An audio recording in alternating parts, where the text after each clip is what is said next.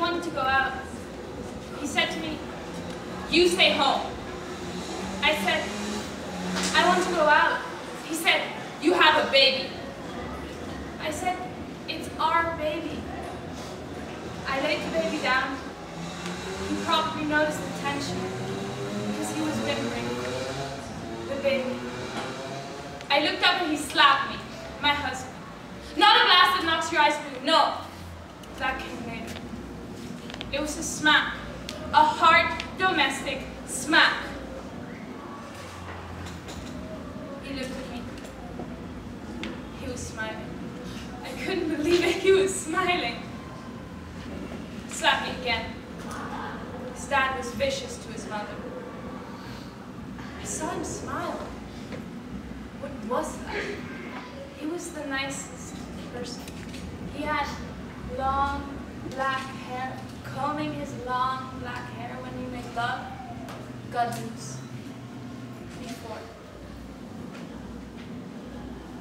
He took me to dinner, made me go out with his boss. I didn't want to go. Kicked me under the table, told me to look happy, told me to smile. I smiled. Kicked me again. Asked me who I was trying to fuck. Told me to stop coming on to everyone. I stopped smiling. He kicked me again. This went on and on. Outside the restaurant, he grabbed my hair and pulled me down to the curb. It had been snowing.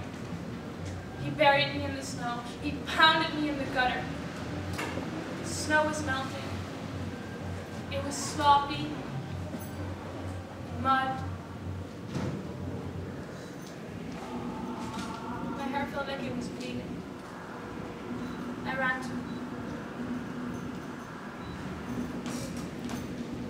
He was drinking. I was too. Must have blacked out. I woke up after 5 brain surgeries. My hair was gone. They shaved it off. I had to relearn how to talk, move my arms. It took me 4 months to remember how to cook breakfast. I remember putting the egg in the frying pan with the bacon. I remember the egg felt right. I just didn't remember how to crack it open.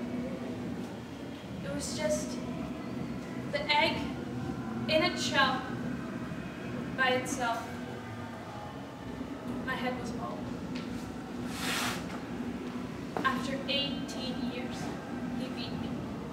In the morning, when he was so nice again, I used to braid his hair, and I would take my time, like I cared so much. But I would make it so that it would look perfectly crooked. I would make it so that the hairs would stand up all crazy like. And then he'd go forgetting that the bruises on my face were his handprints.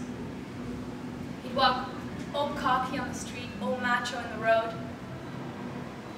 But his hair would still be crooked and look so stupid and wrong. This shouldn't have made me that happy. It really shouldn't make me that happy.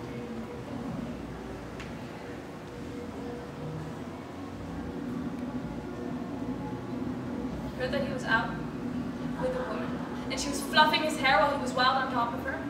Then he came home much later, and his hair was braided up all right and tight. And then he passed out from drinking, so I stood up with scissors and calmly walked over as he snored and just cut it off, cut the braid completely off, and put it in his hand so when he woke up, he yelled, "What the fuck? I'm going to kill you!" But he couldn't run because I tied his shoelaces together. I didn't go back to him for 3 years. Until I knew his hair had grown out again.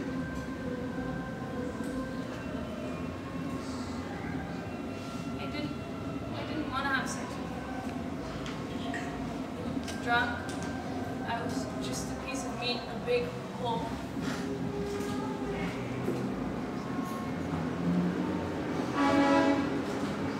I pretended I was asleep, but he elbowed me, jerked me, pulled me up.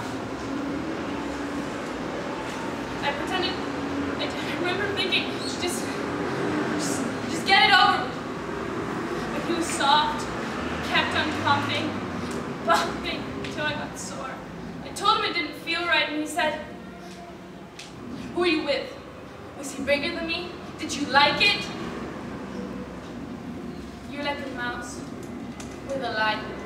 You have to run fast to the door. My husband picked me up like a rag. His eyes were numb, and I could hear my son screaming. I could see his mouth, his tonsils. I could see my son's tonsils. My husband beat the shit out of me. He wrapped my long black hair in his fist and pulled me down. I tried to grab my son, but he told me, "That's not your son. That's not your son anymore." Now he calls me up in the middle of the night weeping. He didn't mean to beat his wife, he says. He didn't mean to batter her. He's suicidal. He knows what his mother went through, but he can't stop my son. They took our land. They took our ways. They took our men. We want them back.